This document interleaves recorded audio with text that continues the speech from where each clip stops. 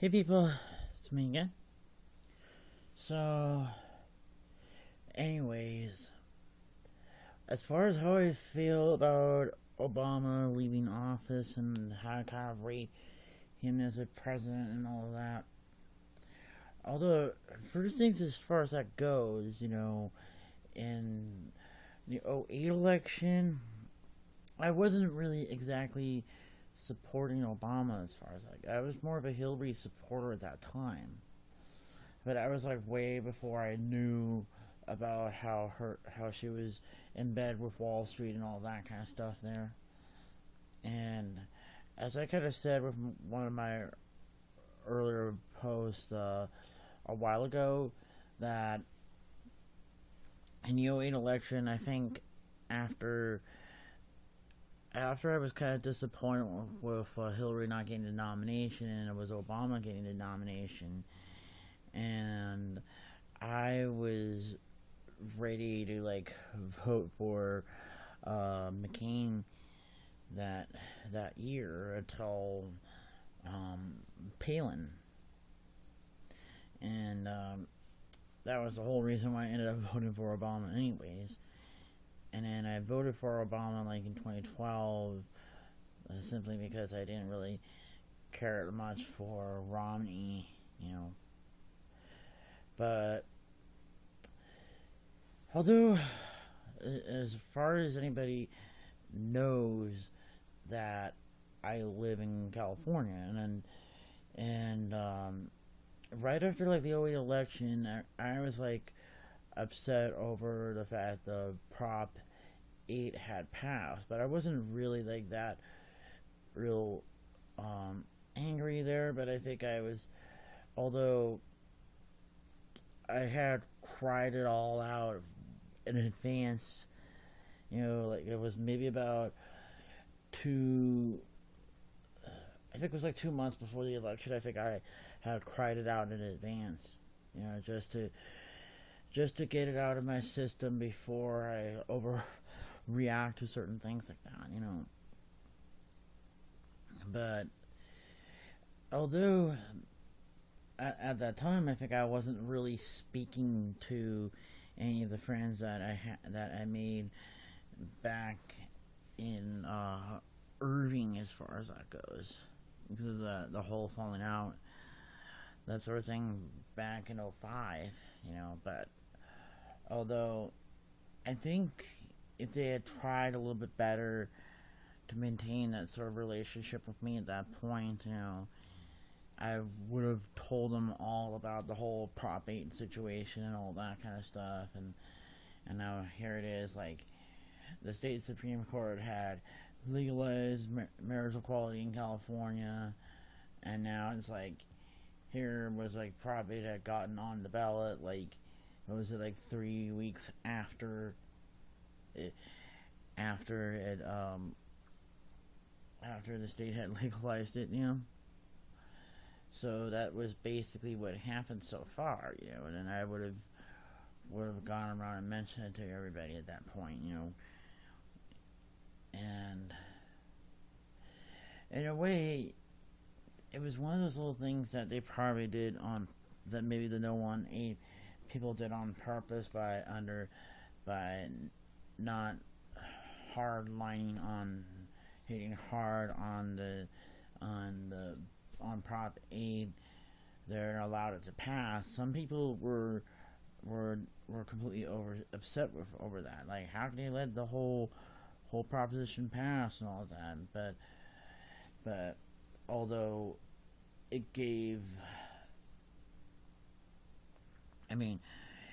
momentum to have all of these other kind of amendments in other states that banned marriage equality to be challenged in some ways. Not just Prop 8, Measure 36 in Oregon, or Question 2 in Nevada, or Prop 102 in Arizona, Amendment 2 in Texas, Amendment 3 in Utah, and Amendment 1 and whatever, and all those other ones like that, that brought all of those ones to be challenged in a way. And it worked as far as that goes, especially right at that point when Prop 8 was overturned in federal court. And that was, what was it, like 2010, I think? But then it took us, 3 years to go through the courts until, this decision had stayed and all that because of the whole standing issue and all that. So,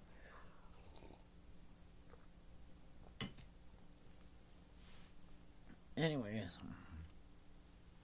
I didn't necessarily think that Obama wasn't necessarily not supportive of gay marriage, but I think he was just toning it down a little bit just to kind of get the black vote, because the black people at that time weren't really exactly in support of gay marriage at that point. And if he hadn't had the black vote, the Republicans would have pointed out like a sore thumb, or whatever that is, whatever that little phrase is. They would have pointed that out to death, saying well, if he doesn't have the support of his own people, how can he be good to be good as a president if he has no support from his own kind? Blah blah blah blah blah blah blah. That sort of stuff, But in a way, as far as when his second term had rolled around at that point, 4 years ago, when all that happened, when Prop 8 had finally overturned and the whole decision had stayed by the Supreme Court and all that, and then when marriage equality finally resumed in California, as far as that goes, and then again it was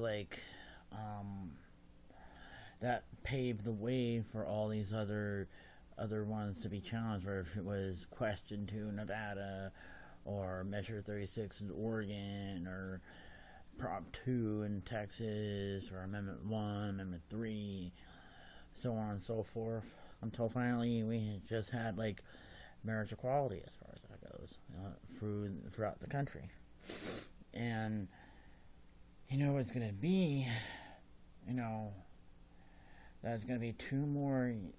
It's going to be July.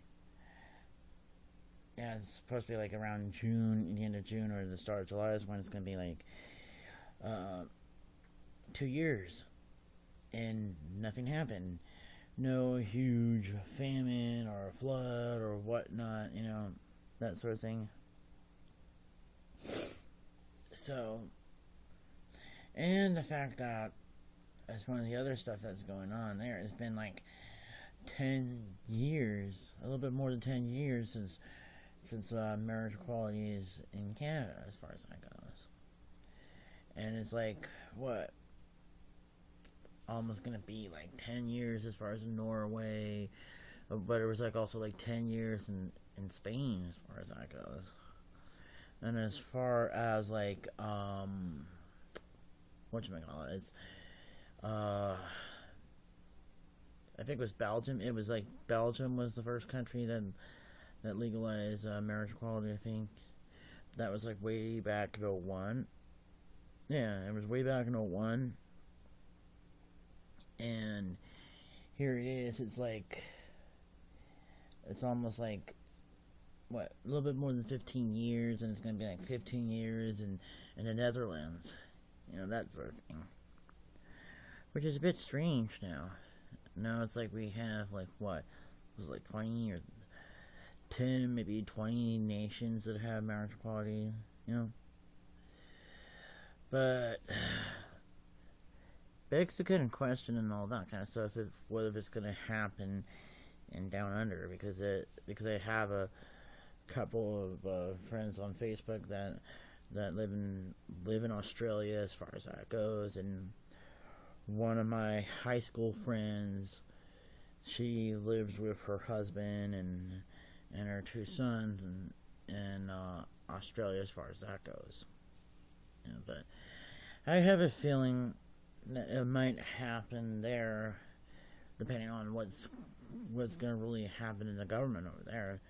Although, what's his name, Malcolm Turnbull, supports marriage equality, as well as the opposition leader, Bill Shorten, supports it there. And so, whether or not if they have it passed through the parliament or through a plebiscite, but in a way, a lot of gay people over there don't really want to have like a plebiscite, because some people may not support the whole plebiscite, But although it did also happen in Ireland, that there was a plebiscite there, or a referendum, and the referendum had passed as far as in Ireland, but it was mainly because of what some people say, a lot of